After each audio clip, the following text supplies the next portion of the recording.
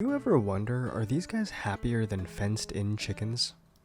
I mean, they must be, right? They have all the freedom in the world, they can go wherever they please, live full and natural lives, and have skinny, snatched ass waists. If an evil Robin Williams genie-esque character came out of a lamp and told me that I had to be a chicken, I would say that I want to be a wild chicken. At least I would have a couple of years ago. Because I think I've forgotten what it means to play a video game. Controversial take. I like Red Dead Redemption 2.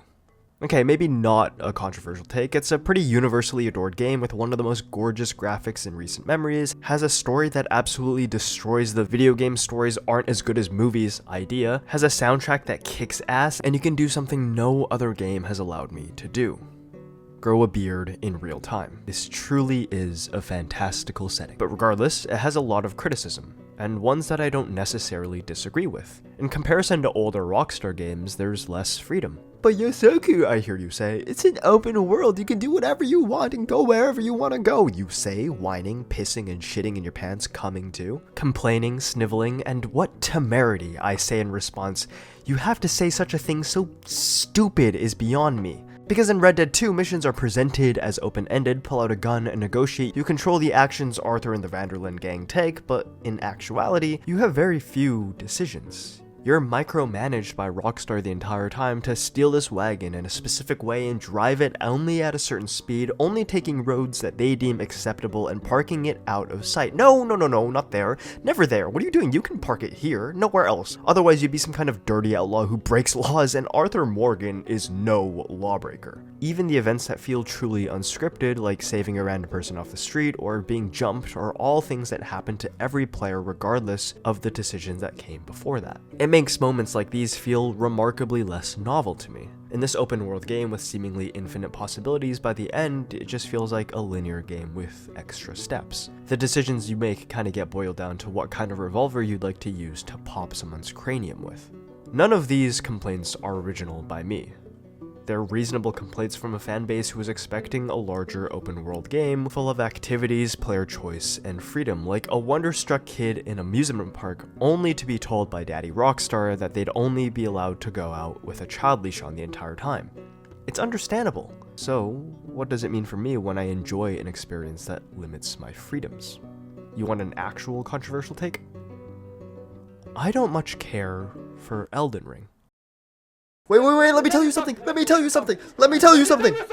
Listen, I like Elden Ring. I love FromSoft games as much as the next guy. I adored Bloodborne, I loved Dark Souls 1 and 3, and I really wish that they made it 2. I've played numerous of Souls-like inspired games. When it came to Elden Ring, though, I find myself kind of underwhelmed. Not in a this fried chicken fucking sucks kind of way, but more so like a I don't know if I like this new recipe kind of way. To me, they switched up the Colonel's signature 11 herbs and spices, and I'm kind of looking for a hit of the old gold. So, combining this admittedly dogshit take with my Red Dead 2 take, I feel like I've learned something about myself playing these kinds of games. I don't think I'd enjoy life as a wild chicken. I think I'd be much more happy being a free-range chicken. You know, free-range chickens still have a fence set up that tells them where their perimeter is in a natural space while keeping their movements somewhat restricted.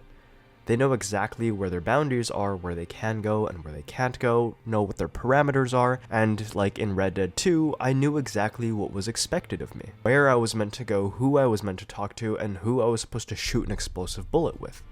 In Breath of the Wild, I'm a wild chicken. I can go wherever my little chicken heart desires, but it's overwhelming. I constantly have this feeling of FOMO or choice paralysis where I'm not quite sure what the next optimal step is, so I keep delaying everything. Or if someone else did something different, it'd make me think that maybe this is the best way to experience the game. Should I use this awesome weapon here or save it for something better, only to get to the final boss and never have used it ever? In Dark Souls 1, there's a clear line on what boss I should fight next. The Asylum Demon, then we go through Undead Parish and fight the Bell Gargoyles before pulling my hair out in Blighttown. Now, there's some wiggle room, but it's mostly a linear path with a few places for personal choice.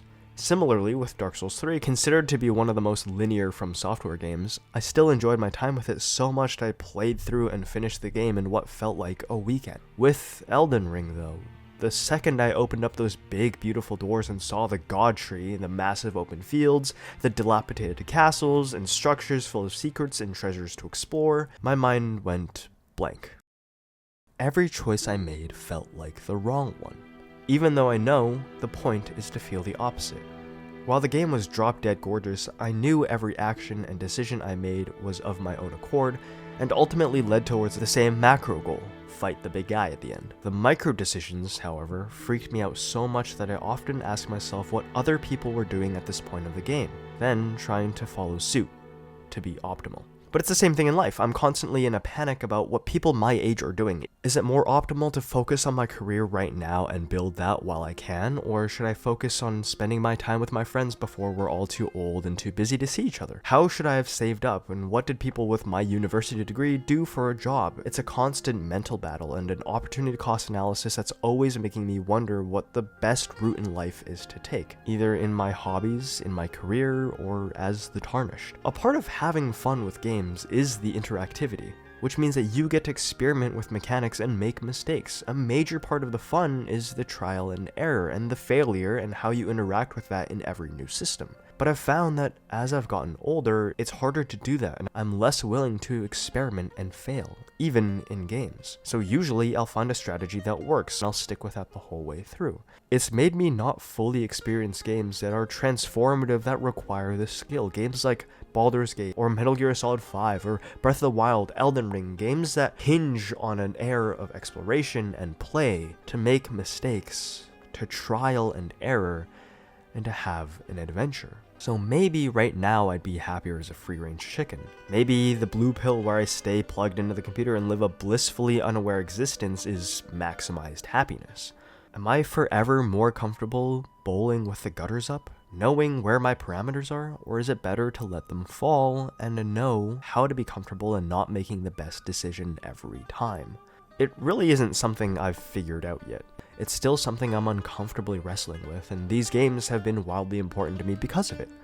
The sprawling hills and marshes and the valleys and mountains of the Old West have been a mirror for how I reflect on my motivations.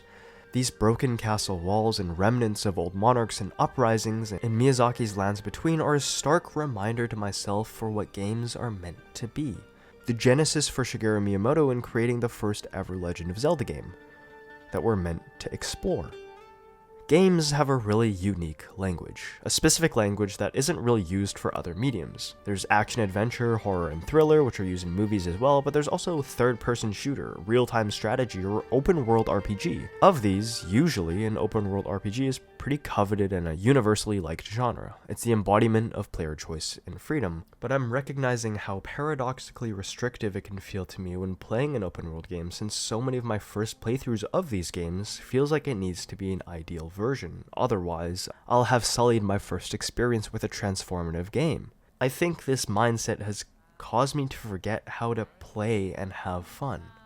It's a constant reminder to myself to take the road less traveled, and that if it leads to nothing, then it's worth knowing that I tried. That the optimal solution isn't the reason that I ever fell in love with games to begin with as a toddler, but the inferior, unsatisfactory, inefficient path is what makes a game more memorable, not a perfect playthrough. It's a reminder that games aren't a set list of achievements to collect and toss aside, but an experience to live and learn from.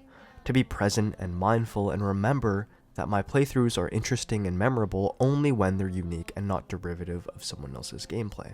Much like life. This is the reason I love games so much. They are so often such a unique tool for reflection on everything outside of that video game's life. If I can recall any piece of media that's really transformed how I think about my opinions and how I tackle my decisions in life, they've almost always been games. So in honor of this, I guess I really will go into the wild now. I've learned so much from my blood, my bones, and my flesh, and my brains!